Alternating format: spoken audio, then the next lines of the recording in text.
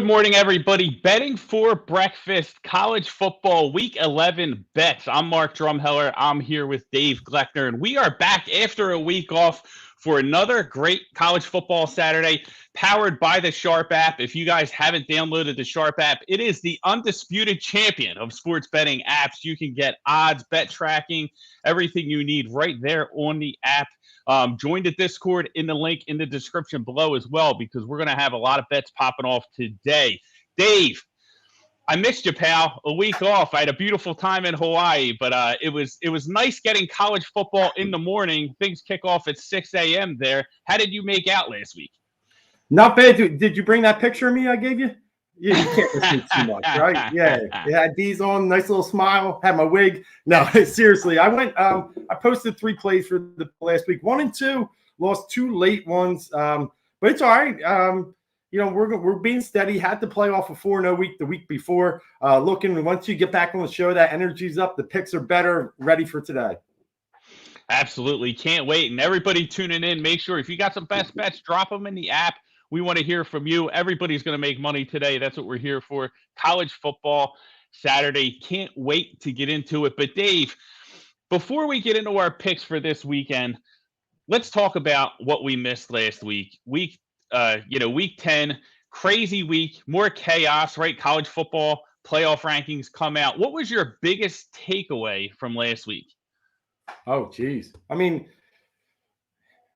I guess Michigan State, just the way that they failed to perform. I mean, it's such an emotional win they came off of versus Michigan the week before. No team in the Big Ten is really in the driver's seat except Ohio State, but they just had it, right? They were in the top 4. They were looking good, and for them to get, just dominated by Purdue. And Purdue's a funny team, aren't they? They get smoked by, who was it, Wisconsin that one day. Who knows? If you have a bad pass defense, Purdue's a live play. If you have a good pass defense, Purdue's going to get smoked. But I was just surprised at Michigan State coming. I know it was emotional, but playing that bad, that down after all year, and we were raving about Mel Tucker, that surprised me. And now, since he's moved up, right now they're in the 5 spot, and I don't know if they can get there, because winning your championship game, I think, will catapult someone behind them if that's the case. But they're knocking, right? So those are the big takeaways. Yeah, they are. I think so too. And I think, the most fascinating part about it is you talk about Cincinnati, and we saw Cincinnati play last night, right? And you can just look at the headline. It says, Cincinnati held off South Florida. Like, if you're holding off South Florida, like, you're not making a strong case for yourself. And I think, even if they win out, I think they're, dead in the water. It's going to be really tough. They're going to need a lot of chaos in order to get in. But it's funny. I think the core question is going to be, and let me kick this to you, because if Alabama loses to Georgia in the SEC championship, like I expect them to, I think you expect them to as well. They're out. And Oregon wins out. Does Oregon get in, even though everybody probably knows that Alabama's the much better team? Yeah, they do. I think you would have an absolute uprising. The whole system would get shredded up if you're letting a 2-win SEC team or 2-loss SEC team in that didn't even win their conference. That's the key. I think if they were on a roll, lost too early, and still won the conference, no doubt, right? That's tough. I just don't think. And eye test, absolutely, Bama's better, absolutely. But I would sleep at night very comfortably laying 14 points with Alabama against Oregon. Oh, yeah. On a neutral. I would sleep very comfortable in that position. Like, you know what I mean? Anthony I'd be like, Brown. hey, take it to the bank. Doesn't mean the bet's going to win every time, but I'm going to be betting it at minus 110. So, the odds, you want to better than a 53% chance. And I think Alabama, I would lay 2 touchdowns. So would you take a 2-loss Bama over a 1-loss Oregon that's conference champs?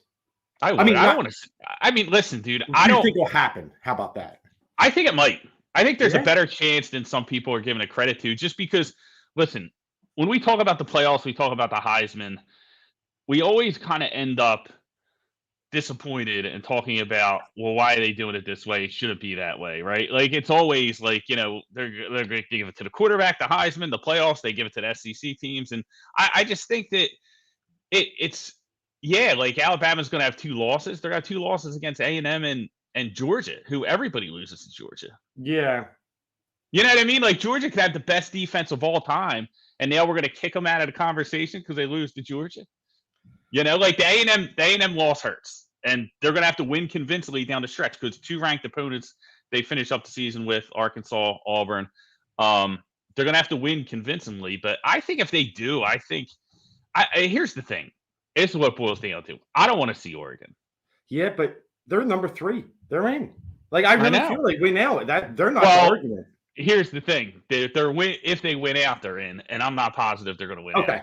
All right. Oh, well, then you're talking 2-loss Oregon versus 2-loss Bama. Yeah, I know. Absolutely. Well, yeah, that's the thing, right? Yeah. So I'm praying that, or because I don't want to see Anthony Brown in the playoffs, dude. No. I don't have any interest in that. I think it's going to line up Georgia, Bama, Ohio State, Oklahoma. I just think that's the way it's going to roll out. But if you have one that gets in and one that gets out, it probably is the Oregon Bama talk. Because Oklahoma is way on the outside looking in. But if they win out undefeated and win their conference, they're coming up to the top 4. No doubt.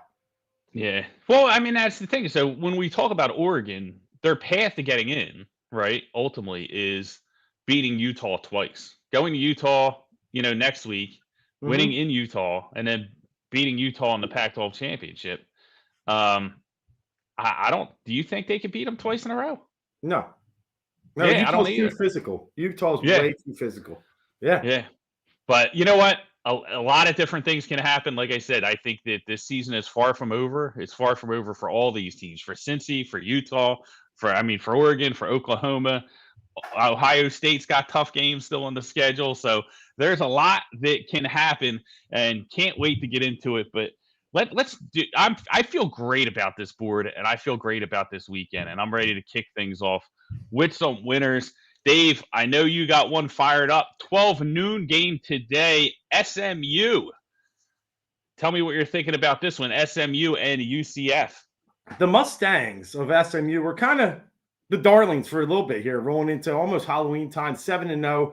But they hit a big speed bump the last 2 weeks, losing games. Houston, really close one. And then Memphis, unexpectedly losing 28-25. So they're coming into this one with a big, Band-Aid on their arm as they're hurting. And then UCF on the other side, they've won 3 in a row. They're starting to get their, it's Gus Malzahn's first year. They did lose Dylan Gabriel early. They really had to figure some things out. But here's what I don't like and why I'm leaning SMU. Last week, UCF played a horrible Tulane team, 1-8. And when they were losing in the fourth quarter, took a late touchdown and win 14-10. They only totaled 277 yards in that game. The UCF Knights, the Gus Malzahn run and shoot, you can't stop these offenses, had 277 yards versus a 1-8 team. I think that's a problem. And I think when you roll into a game today where SMU is, licking their chops, seeing a team on the other side that they're going to be able to put points up against, I don't think UCF can match that. QB Tanner Mordecai, he's 7th in the nation in passing yards per game. It's that SMU run and shoot as well that really works out. You had Shane Buechele there a few years ago. You got these guys that come in and really, thrive in that type of environment offense. And today, I think they get back on that winning track. And I think they cover this big number. It's actually a pretty big number compared to what SPD Plus has these teams at. They have them at, 2 points difference. It's a 7-point spread. I think Vegas has this one tapped correctly. SMU's 5-0 in their last 5 as a home fave. UCF's 3-8 ATS in their last 11. They're 1-4 ATS on the road against winning teams. They just don't travel well. And SMU plays well at home as a fave. I like them big in this one. They'll win by double digits. Let me take the Mustangs to get to 8-2. Put a little threat on maybe getting into that conference championship game. Love it, love it, love it. SMU. Punch it in, open up the Sharp app, get the best numbers, fire in SMU right now. Let's get to the window today. Dave, UCF, very interesting. You talked about Malzahn, and I'm not going to lie. Like, coming into the season, I was kind of excited. And I'm like, hey, Gus Malzahn got kicked to the curb. I was not big on Auburn. And I think when I look at these two teams, Auburn, I was very low on Auburn, to be honest with you. Bo Nix played a little better. They've kind of performed above my expectations. UCF, not as much. So it's kind of, I'm kind of leaning the other direction. Like, hey, maybe Auburn did the right thing here with getting rid of Malzahn. It's terrible. Like, losing the Navy, this year. Just I don't even care what talent you have, and then barely beating Tulane, as we just mentioned. Malzahn's got some issues, and I did like them coming into this year because the way he's been able, his history, his track record said he brings franchises up or new teams up quick. And he had that Dylan Gabriel in there. He was a senior. He was going to light it up. And it just didn't happen from day one. They barely squeezed out Boise. And you started to see red flags early that they weren't the passing offense that we thought. And I don't think that's Dylan Gabriel. I think that's more on the coach. So I'm with you. I got some flags up against Malzahn. I'm a little he's not changing with the time. Let's put it that way. Right. And that was a big reason why they let him go, is that they felt like he wasn't changing with the time. So interesting stuff. We'll see. Listen, every coach, I think, you obviously need a couple of years. You got to get your recruits in, but not super pumped up about what we've seen at a UCF this year. Let's punch into Mustangs. Let's make some money. And now let's talk about really what I think is the, premier game of the week. This is the featured game that we're going to cover, Dave. And let's talk about the Oklahoma Sooners and the Baylor Bears. We've seen a ton of market movement here on Baylor. Baylor's a team that surprised everybody. Listen, I remember, running down the shore, getting some exercise in, listening to as much information I can get on college football, wondering if there was any way Baylor could get their win total over. I think it was about 5 games, maybe even 4.5, and they exceeded that expectation by a great deal. And, they've really impressed a lot of people during the season. But today things ratchet up a notch, right? The level of competition goes up.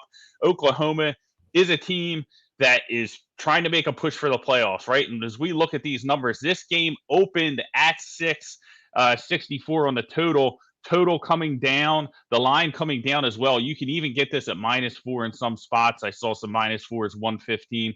We look at the implied score at the opening number, 35-29. Oklahoma 4-5 against the spread really jumps out at the board. The other numbers pretty similar down the line: turnover margin, explosives, yards per play. But really, Oklahoma 4-5 against the spread has not cashed in for bettors this year. And I think that's why we're seeing this movement on Baylor. Baylor's a team who has really overexceeded a lot of people's expectations, where Oklahoma hasn't.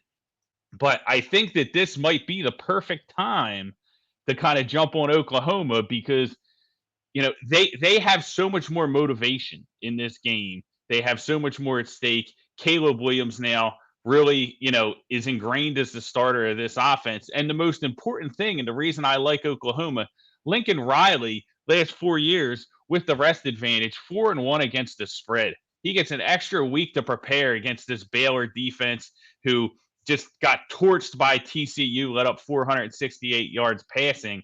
I'm on the Sooners here, Dave. Wanted to see what your take was on Oklahoma. Hopefully you're on the same side as me. Yeah, I tell you, it's interesting, everything. And here's where you have to be an adaptive, transient. You got to have some flexibility as a bettor, because I'm going to roll out Baylor's 5-0 ATS at home this year. They're 6-1 in the last 7 games after allowing 450 yards.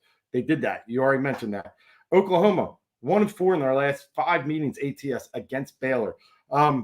It just, the numbers kind of stack up against Oklahoma, and you can kind of start to realize why the market is moving this line from 5.5 down to 4. DraftKings has it at -110, so pretty good number if you do like Oklahoma. And here's why I take all that stuff, roll it up in a ball, and throw it in my trash can, because I'm with you. I like the Sooners today. I think there's more on the line for them, but also I think the key is change. Oklahoma, the Caleb Williams change to go quarterback with Caleb has been huge, right? They've scored 50-plus points on average in his 4 starts now. They're 3-1 ATS when he's played. And then if you look on the defensive side, they're getting healthy again. They might even get back cornerback Woody Williams today, or Woody Washington today. They got their safety back last week. They're finally like their most healthy they've been all season. And then on the flip side, Baylor seems to be falling backwards. To let up 460 passing yards to Chandler Morris of TCU when they just get, Gary Peterson's like, guys, I'm out of here. I don't care what you do. He's like Magic Johnson. Like, I'm not going to be here. It's like, I'm good, man. You guys call whatever you want. Here's the game plan, because I'm not going to be here. and you still can't beat them. They were coming. I think TCU got smoked like the week before that. That's why he's like, I can't do this shit anymore. And somehow, some way, TCU wins, right? 30-28. I think Baylor's starting to trend backwards. I think Oklahoma, that bye week is very important, as you mentioned earlier. And I think the key here is Baylor's really good running the ball, right? I mean, two great running backs in Abram Smith. He has over 1,000 yards on the year. They give it to Treston Ebner as well. And Bohannon likes to run it. They run on 60% of their plays. Well, if you have an extra week to prepare for that, it's not like they're running against Army and this wishbone and triple option. Just man up and just stuff them, right? And they did pretty good against Bijan Robinson. I know he had some plays early, but late is when they started stuffing. I think if they can really just focus on stopping, make Jerry throw it, I think sky's the limit for Oklahoma today. I also love the over. I think 62 is a great number. I think you're going to see some points scored in this game, but I'm taking Oklahoma with the 4, and I'm playing some money on that over. So, yeah, I'm with you. I think there's a different team with Caleb Williams, and you're seeing the receivers get more involved, more explosive plays. Like Rattler was just a little bit of a disaster. And, when you mentioned the running game and, what Baylor wants to do, and that's kind of one of the things I talked about, it's on Cheddar TV, Thursday, talking about this game precisely. And I think what we saw against TCU and what we could see again is the scoreboard pressure really getting to Baylor and kind of forcing them into mistakes. When they can control the tempo and they can control the game script and they can kind of mix Bohannon in and he's throwing on early downs when you don't expect it, that sort of thing. I think that really helps them as an offense. But when, Caleb Williams is putting up 30, 40, 50 points on the other side of the football, and you feel like you have to score every time you touch the ball, I think you start forcing turnovers and you start, making mistakes. And we saw that with Bohannon last week against TCU, when the defense was getting gashed. And the pass defense is not good. 95th in the country. Baylor's pass defense. Now, Oklahoma's outside the top 100. Oklahoma, they can't stop anyone, but they're getting healthy, right? Yeah. And I think that's a key as well. But even if you just make their pass defenses an equal, right, and say, hey, both pass defenses stink. Both teams are going to be able to throw the ball at will. I think that favors Oklahoma and their playmakers, right? Much better players. When you look at the recruiting ranks going into the season, just look at these teams on pure talent. Oklahoma, probably has like a 30 spot edge on Baylor. Oklahoma's a top 5 recruiting team. I just think that they're going to be able to open things up on offense, force Baylor to try and continue to score. And I think Bohannon is the quarterback that is more likely to make mistakes in that situation. And I also think, Dave, this is November now. This is playoff time. Oklahoma's been there. Oklahoma knows what they have to do to get the job done here. And, these players expect to win. Baylor hopes to win, right? It didn't work out last week. A little bit deflating against TCU. Now they have to come up. They have to get up to play a Sooners team. I just think this is going to be men against boys today. I do. And we look at recency. And it's just Baylor, even though a big win versus BYU, they let up 350 passing yards. Then against Texas, they get that win. But Casey Thompson throws for near 300. And then we talked about Chandler Morris almost getting near 500. So you're talking about an average of about almost 400 passing yards the last 3 weeks. And you're rolling against this offense? I think it's danger time. Rattler had a bad game against them last year, and Oklahoma barely snuck it out. I think Rattler threw for 190. Going to be different this year. I think Oklahoma, and then that I think actually adds fuel to the fire too, right? They know how close it was last year versus a not very good Baylor team. Now better Baylor team. They have all the focus. I really, like you said, I think Lincoln Riley coming off that bye week, just having the better team. I think they're going to better Oklahoma coming. Right. Not only defense do they have an extra week to kind of prepare and kind of shut down what I think is a little bit of a one-dimensional offense with Bohannon. Starts with the running game. You want to make Bohannon pass and try and make plays. They get an extra week to design to prepare against that. And also offensively, they get an extra week. It's another week with Caleb Williams. They can kind of sit him down, say, listen, they know he's the starter. You know what I mean? And I just think that's really the big key here. You know what I mean? They're on the road, yes, but they had an extra week to prepare. They're not, they're going to be fresh. I like the Sooners here. I think they're a much better team. I think it shows today. I think Baylor, very nice season, but this is Baylor. This is Baylor. Let's not get confused. You opened it up with how is Baylor going to get the 5 wins? Well, they're 7-2. Baylor is still that. They're still that 5-6 win team, and they've had a nice season. this number is showing that they're the 7-2 team. I think you're getting really good value. I just do. Yeah. It's got to be the right Oklahoma that shows up too. I think a lot of bettors have had remorse betting with Oklahoma this season, 4 and 5 ATS. But it's different. They're 3-1 with Caleb. Don't forget, they're getting better, and that's really what I'm trying to focus on today when I handicap this game. Yeah, and I think this isn't hey, the Sooners are great. That's not what this is, because I think that their biggest chances of slipping up is going to be the next 2 weeks. They get Iowa State, they get Oklahoma State, two tough defenses that are going to test Caleb Williams a little bit more. And I think that they're the type of games that Oklahoma could struggle in. I think that, this matchup here with Baylor, I think they're going to score a ton of points. And I think that that's not the type of game that Baylor wants to play, especially against a team where they're undermanned like the Sooners. So punch that one in, fire up the Sharp app, get the best numbers. You heard Dave probably on DraftKings, but double check, make sure, all your favorite sports books on the Sharp app. So punch that one in. Let's go with the Sooners. Boomer Sooner today, all the way to the bank.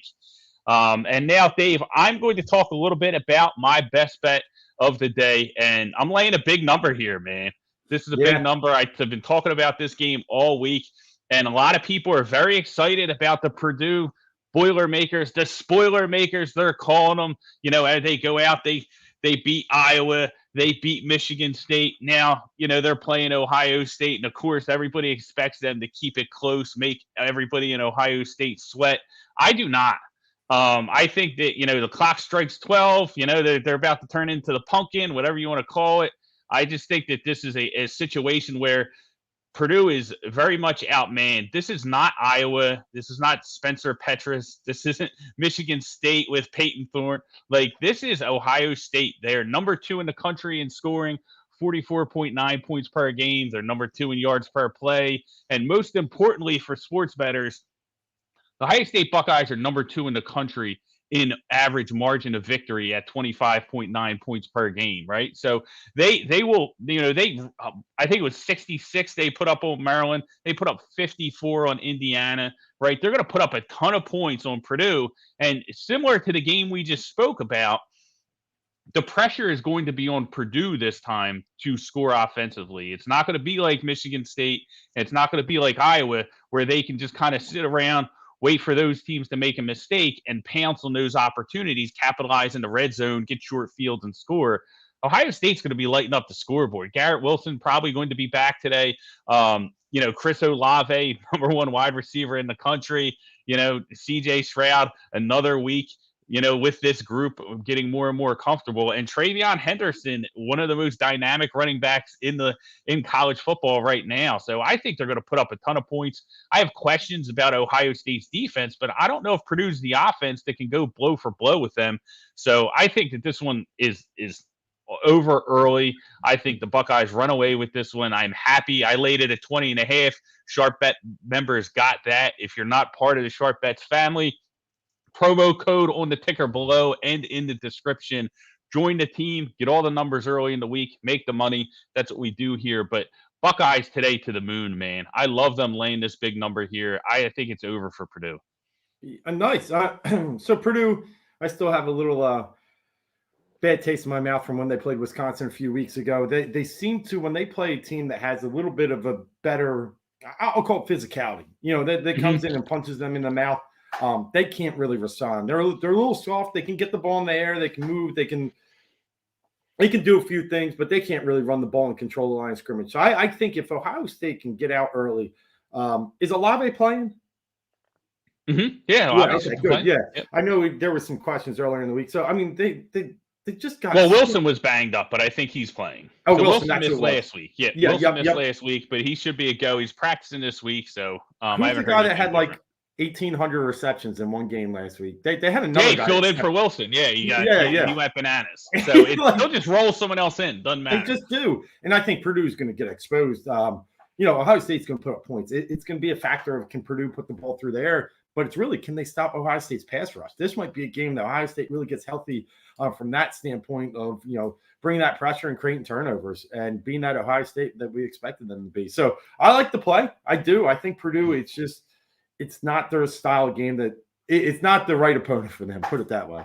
Yeah, and that's kind of a theme for me with these two games is that we're we're excited about the underdogs here because they've performed above expectation, but I just think that they're stepping up in class, and this is going to be a little bit too much. And the game is a little bit different when the other team is, continuing to score, and you have to go blow for blow with that team. And I think that's what we're going to see here with Purdue. It's not like Iowa where you can sit back and Iowa's not going to score, and you just kind of get a turnover and you can capitalize in the red zone Yeah, and then put pressure on Iowa.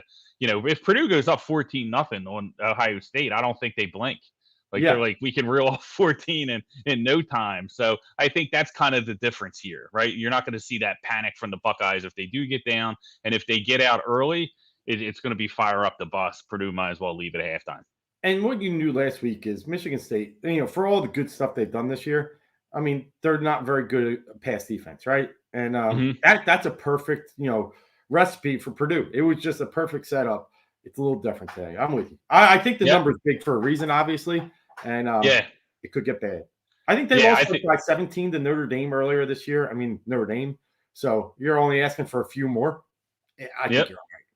Yeah, huge gap here. And again, Ohio State, ton of incentive this time of year, right? To win, not only win, but to win with margin, which they're very good at doing. So, they want to press the committee. They want to make sure they get one of those 4 spots if they win out, represent the Big Ten. They got a lot of work to do, but I think it starts today with Purdue. I think they get the job done.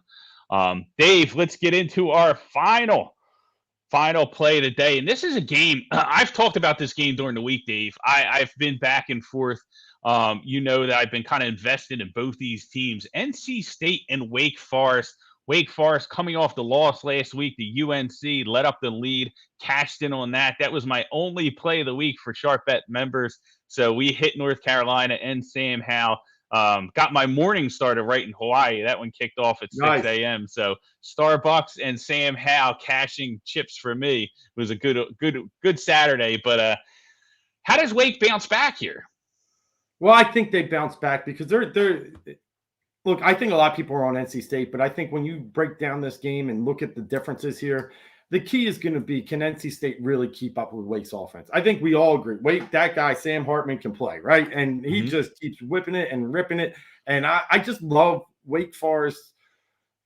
They've faced adversity, and they found ways to win games late. They went down to Syracuse, got a late touchdown against them, went overtime, and just won the game, ran out of the Carrier Dome. They've had some tough games this year. That you don't get to 8-0 without having tough games this year. And I think today Wake's going to score. Can NC State? NC State's not a prolific offense. They are averaging 30 a game, which is 50th in the nation this year. They make their why they're good. They have a good defense. They're 5th in the nation in points allowed, I think, or 16 a game. They're tough. They're 6-3 ATS. O'Leary has been just. They won at Florida State last week, 28-14. He threw for 4 touchdowns. He's just rock solid. 3 interceptions on the entire year, I think. He holds on to the ball, protects it well. They run well.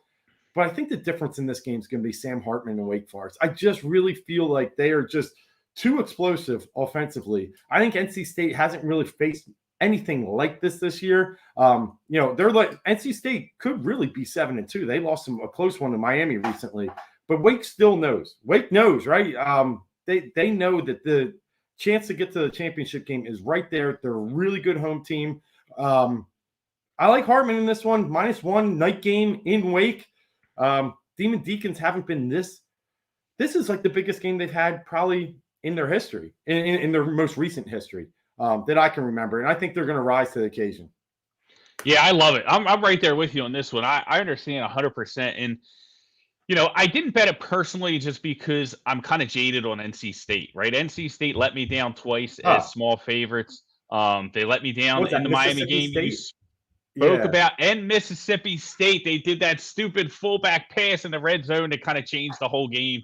And that's the thing is, I just offensively, they just seem clunky. And I think going up against a team that's going to be able to torch them, like Sam Hartman should be able to with that Wake Forest offense. I think that they're going to allow some points. I think Wake is going to get their points, and I think they're going to have, a little bit of struggle responding. I just offensively, they've let me down so many times this year. We saw, what Miami did to them.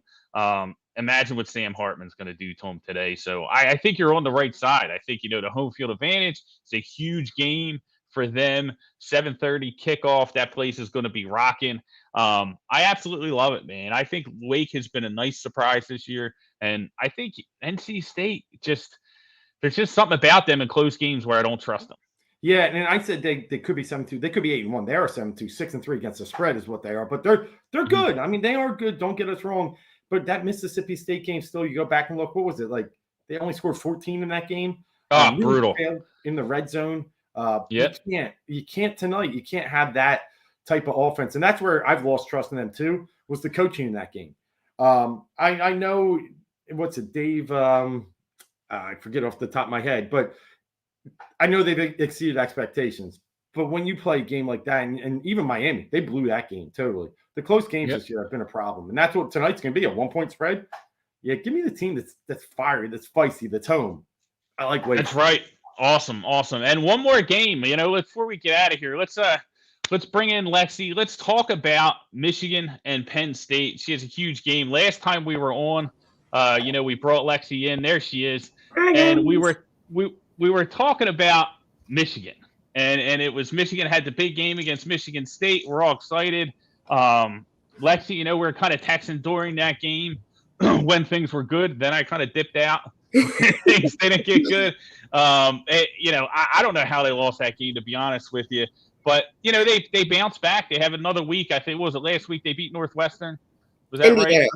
Indiana, that's right. Yeah, all those teams are the same. But they Indiana plays like Northwestern this year. Right. But so they get the win last week. They kind of get back into the groove. Now they take on Penn State. They travel to Penn State on the road. What's your prediction in this one? How do you feel they're going to fare against the Nittany Lions? I think that it's going to be a tough game. I mean, Jim's 1-2 going into Beaver Stadium, but we have a lot on the line. I mean, I think each game of this season is Harbaugh's biggest game of his career, because I really think he's on the hot seat, and so I think it's going to be a close game. I just think it comes down to our run game, and then actually really Dax Hill being able to stop Dotson. Like, I think, getting him on Dotson, that's going to be the two things that can win us this game, and they need to happen. I mean, we have to win out. That's what it is from here. Yeah, definitely. Penn State opened up as a 1-point favorite. The market has been all over Michigan. You can get Michigan. Michigan's at -2 right now. Could be, be interesting to see what this goes to a kickoff. Dave, we were talking about this before the show.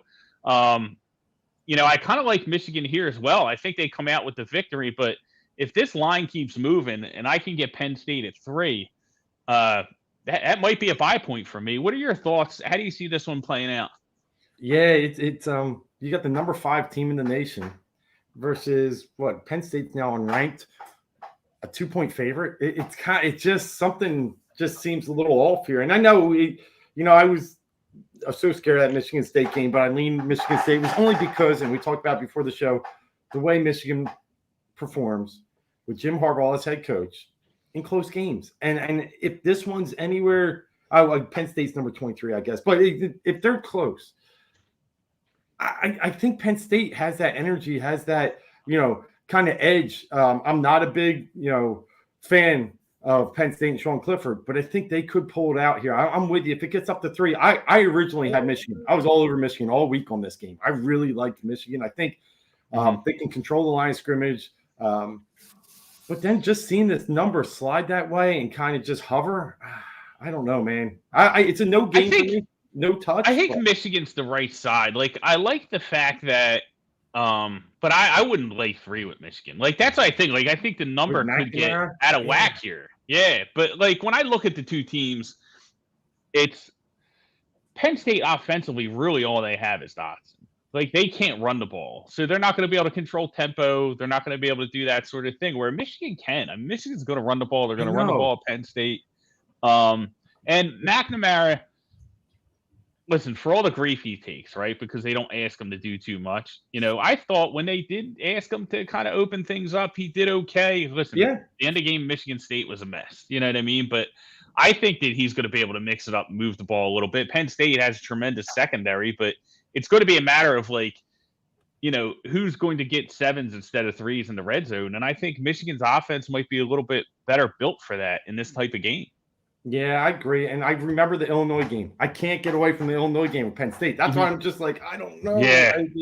I expected Penn State to compete versus Ohio State. I did. I thought they could, it's one of those get up, that's it. Season's over once they lose. But yeah, I lean Michigan overall. I do. But if it gets up over 3, I might like those points. I don't think it will though. Yeah, I wish I could be as confident and say, yeah, you guys are wrong, no problem. But it's just not like that. It's just heartbreak after heartbreak. That's put me in this mindset that yeah, they have to win, but I have yet to be proven wrong that Jim can do that on the road against a rival when it matters. So really, it's like you just gotta get that run game, gotta control Dotson, and then that's what it's going to be in the end. Those two things right there. So. Yeah, I really think it's going to come down to field position and turnovers, and it'll probably come down to whether McNamara can make the plays he needs to. I don't know, man. And this is going to be a good one. Now, Dave, I want to get your opinion real quick. We talk about Harbaugh in the big game, but I think the fact that they lost kind of deflates the importance of this game. Maybe not for people from Michigan like Lexi, or maybe not from Penn State, but in the overall landscape, we know one team is getting in the playoffs from the Big Ten, right? Yeah. The 2 teams aren't going to get in. It's going to be one team. It's going to be the Big Ten winner. So these guys are going to have to get after Ohio State eventually if, they want to get in. Do you think that this is a spot that Harbaugh can perform in because it's not the biggest of big games? Oh, yeah. And he's actually started to prove to me a little bit more this year that he's a different He's won on the road, some tough spots. Yeah. Nebraska was a good win. Wisconsin was absolutely a great win. And McNamara did kind of impress me last week. He had this 1 or 2 weeks ago, but that sidearm throw from the pocket across the field that led to a touchdown. And it made me think, why weren't they using him even a little more in a more, creative environment? Like they've really tried to keep him bottled in. So maybe I do see a little bit more of Jim Harbaugh coaching up this team today. And you're right. The pressure's off, right? Even if you lose today, you're probably out of it for the Big Ten race because you can't beat Ohio State, even if you beat them. But it's a little bit less on them. I agree. The Michigan State game was it. That was the seesaw, right? And he had too much pressure in that game. This one, he can take it a little bit off and us against the world again, right? Right. Yeah. I mean, that's going to be their motive, just to have to win out at this point. So our guy Adam checking in. Penn State, he bleeds. He bleeds at Nittany Lion Blue, 31-28. He likes him. Listen, it wouldn't surprise me. It wouldn't. I think this game could go either way. I just think that it's the way things played out with Michigan already losing. It's almost like I would like Penn State more if Michigan was coming in still undefeated. I think that now that kind of the pressure's a little bit off. I think this is a spot where Harbaugh can deliver, and I just like the Michigan offense a little bit better than what I've been seeing from Penn State lately. Lexi, if you had to give a prediction on this one, hit us up with a score. Give us the final prediction before we get out of here. I'll go, I really think it's going to be 34-27 Michigan. 34-27. We're getting some points. Dave, you want to throw one out there? Or are you just going to take a side? Yeah, well, it's so close. I'll say Michigan actually wins a close game here. I'll give them 23-20. Nice. It kind of reminds me of that Wisconsin 12 noon game that they came out and really, performed well in the second half, obviously. But I'll take them to pull away late in this one and win by 3. I'm with you. I like it too. I like Michigan in a close one, unfortunately. Would love to see Penn State win, but, not going to happen. I don't think it – but not a bet for me. Just probably going to enjoy this one. If Penn State gets up to 3, I don't know. Maybe I start sweating and punch it in, but who knows? But probably not. I'm probably going to lay off this one. But listen, everybody, thank you so much for tuning in. We will be back next week with more college football chaos. Make sure you follow us on Twitter for all the updates. Subscribe to the Sharp App YouTube page if you haven't. And again, guys, the Discord's going to be popping all day. The link is in the description. Get involved. Get in the action. Bet with us. Sweat with us. Collect with us. There's plenty of college football season left. Can't wait to enjoy it with all you guys and win some money. We'll see you guys next week. Thanks.